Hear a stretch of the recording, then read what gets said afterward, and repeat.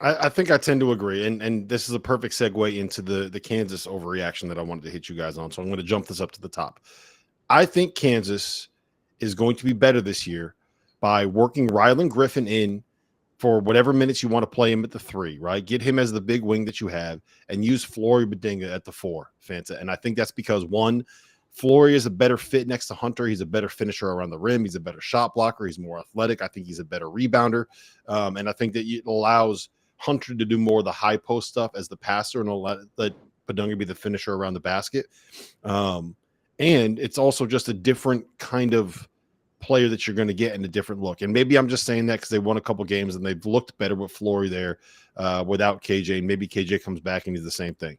I just think that they're better betting on Rylan Griffin and Flory Bidunga than trying to convince AJ Storr that he is a basketball player that fits into what Bill Self wants. Is that an overreaction? You asking me? You asking Fanta? Hey, I was going to go Fanta first, but whoever wants to take it. I think who was it? Mike said it the other day on After Dark. Like, Hunter's always played with another big. Mm-hmm. He's always played with another bigs, and I just think that's where he's most comfortable. He's wanted to step out a little bit. He's used to a high-low game.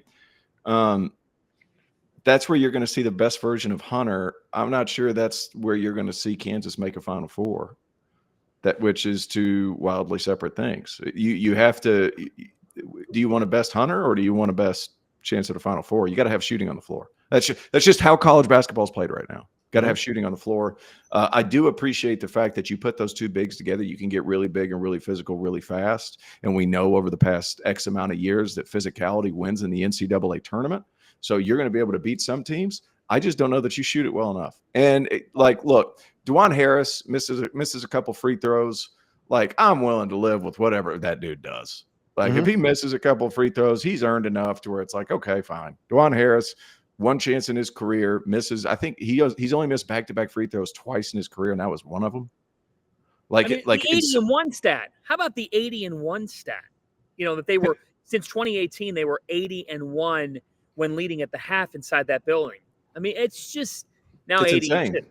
Yeah, you're willing to live. You're willing to live with a mistake by him. But the thing is how do you lose 6 points? That's tough. And we were really fired up twice. Yeah, we were were really by 6 with a minute left in regulation. Like, that's the part that get like you messed it up, and you come back and you mess it up again. Like, that's tough. I feel for Zeke Mayo, man. He made a couple mistakes on the stretch. Mess up twice. Shame on me, I guess. I don't know. That is brutal. Brutal. Vanna? I mean, the other thing is this. You let Houston shoot 48%. They could have put the game away when they went up by 10 if they had just defended it all. But what happened is, this is what you can't do against Houston, and so many teams do it. So it's easier said than done. But Houston tries to put you in the meat grinder. You can't let your offensive droughts against Houston affect how you defend them. And Kansas did. And Kansas got into trading buckets at one time. I actually was surprised that Houston was able to score the way they did. I think that's the biggest revealing factor. Houston scored 92. Now, the game went to double overtime. But in the second OT, they hit some huge threes. That's different from Houston. This game is a best-case scenario for the Cougars to win there and to be like, look, we got to win a game that's offensively oriented, fellas. Let's go. And they did. But I agree with you. I mean, Griffin's got to be there, and Bidunga's got to be on the floor. Bidunga, to me, is too talented. He's too talented to have off the floor. But overall, the problem with Kansas is, as talented as Bidunga is, that team defensively, Harris is a little bit undersized. He tries. He works his butt off. He really does. But they're not a great defensive team. And the bigger thing is, how does AJ Storr go from one of the best players in the Big Ten to a no-impact guy on this team? It's unbelievable to me. I mean, that just did not pan out. Storr is a disaster. I'll say this about Storr. I think that, and I don't want to just keep beating a dead horse here because I feel like I've said this before, but I think that he was the wrong stylistic fit. He's a guy that's like a tough shot maker, not really a shooter, not really a get into the lane and get fouled guy. Like, he's a tough shot maker. And I don't know if that was necessarily the right fit stylistically and from a personality perspective for Kansas. And to me, he is a good cautionary tale for making sure that when you are doing this recruiting in the portal, you got to make sure that you are checking your P's. What is it? Dotting your T's and crossing your I's, right?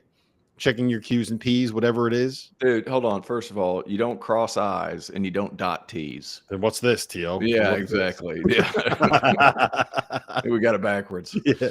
Either way, whatever that saying is, it's making sure that you do your due diligence to make sure it's the right fit, because there is a lot of money on the line and you're going to have to make really quick decisions when it comes to recruiting the portal. So Rob Doster, big on crossing I's, dotting T's, kissing hands and shaking babies. There you go. Kissing, shaking babies.